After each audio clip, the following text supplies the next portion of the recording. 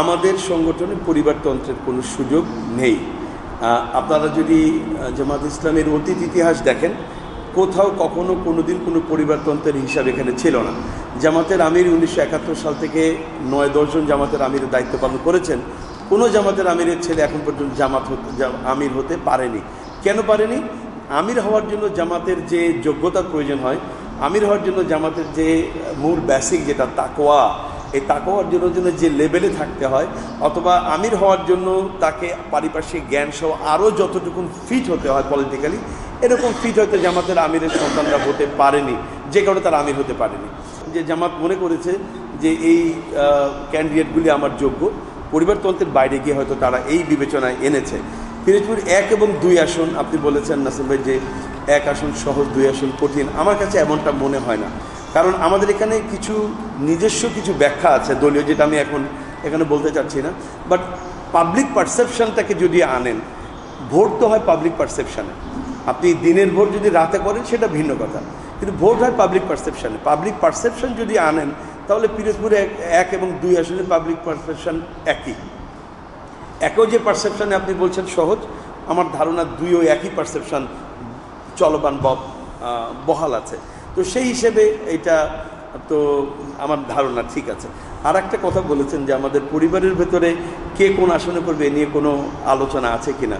আমি আপনাকে দ্ব্যর্থহীন কণ্ঠে সকলকে সামনে নিয়ে বলছি, আমরা যেহেতু পরিবারের সিদ্ধান্তে রাজনীতি করি না, পরিবারের সিদ্ধান্তে নির্বাচন করি না, দলীয় সিদ্ধান্তে করি, সুতরাং এখানে আমাদের পরিবারের কোনো ভূমিকাই নেই। হতে পারে জনসমর্থনের দিক থেকে বিএনপি বা আওয়ামী লীগ থেকে জামাতের জনসমর্থন কম, কিন্তু জামাতও একটা বড় দল। কিন্তু এত বড় দল হওয়ার পরও জামাতে কোনো গ্রুপিং নাই, কোনো মারামারি নাই, চেয়ার ভাঙাভাঙি নেই, কমিটি নিয়েও কোনো গণ্ডগোল নাই। এটার একটাই কারণ, আমরা দলীয় আনুগত্য করি, দল যাকে যেখানে যেভাবে সিদ্ধান্ত দেয় আমরা সেটা করি। এ কারণে আমাদের এই দলে পরিবারতন্ত্রের কোনো সুযোগ নেই। যে আওয়ামী লীগ যেখানে প্রার্থী দিয়েছে, জাতীয় পার্টি দেয়নি, আর জাতীয় পার্টি যেখানে প্রার্থী ছিল ওখানে আওয়ামী লীগ দেয়নি। এরপর তারা নির্বাচন করতে সরকারি দল বিরোধী দল হয়েছে, তাহলে এটা সরকারি বিরোধী দল ছিল। এখন যেটা হবে, এখানে যেখানে জামাতের প্রার্থী থাকবে এখানে বিএনপি প্রার্থী দেবে না, বিষয়টা কিন্তু এমন হবে না। টোটাল বাংলাদেশে নির্বাচন হবে, বিএনপিও করবে, জামাতও করবে, এবং প্রত্যেক জায়গায় প্রত্যেকের প্রার্থী থাকবে। সুতরাং এখান থেকে কন্টেস্ট করে যে জিতে আসবে, সেখানে তো সরকারি বিরোধী দল বা সরকারি দল এভাবে বলার কোনো সুযোগ আশা করি যে থাকবে না। তারপরেও যদি কেউ বলে তো বলতেই পারে, কারণ ওই সিস্টেম, যে সিস্টেম আওয়ামী লীগ জাতীয় পার্টিকে সরকারি বিরোধী দল বানিয়েছিল, ওই সিস্টেমের নির্বাচন আশা করি এবার আর হবে না। সুতরাং সত্যিকারের একটা সরকারি দল আর সত্যিকারের একটা শক্তিশালী বিরোধী দল গঠন হবে, এটা আমরা প্রত্যাশা করি। তিনি জুডিশিয়াল কিলিংয়ের শিকার, এটা প্রমাণিত, ডকুমেন্টারি, এখন আমরা ডকুমেন্টেড করতে চাচ্ছি। আর একটা হলো তিনি মেডিকেল কিলিংয়েও শিকার। তো এখন আমি মেডিকেলটার উত্তর আগে দিচ্ছি। মেডিকেল কিলিংয়ের যে শিকার, এটা তো এখন আমরা বুঝতেই পারছি, অনেক তথ্য আমাদের কাছে আছে, কিন্তু সকল তথ্যের এগেনস্টে আমাদের কাছে ডকুমেন্ট নেই। যে ডকুমেন্টটা আমরা কালেক্ট করতে পারিনি, আওয়ামী লীগ তো আব্বাকে হত্যা করার পর 1 বছর ক্ষমতায় ছিল, অনেক ডকুমেন্ট ধ্বংস করে ফেলে, ডিস্ট্রয় করে ফেলেছে। আমি নিজে পার্সোনালি ঢাকা যে পিজি হাসপাতালে বহুবার গিয়েছি।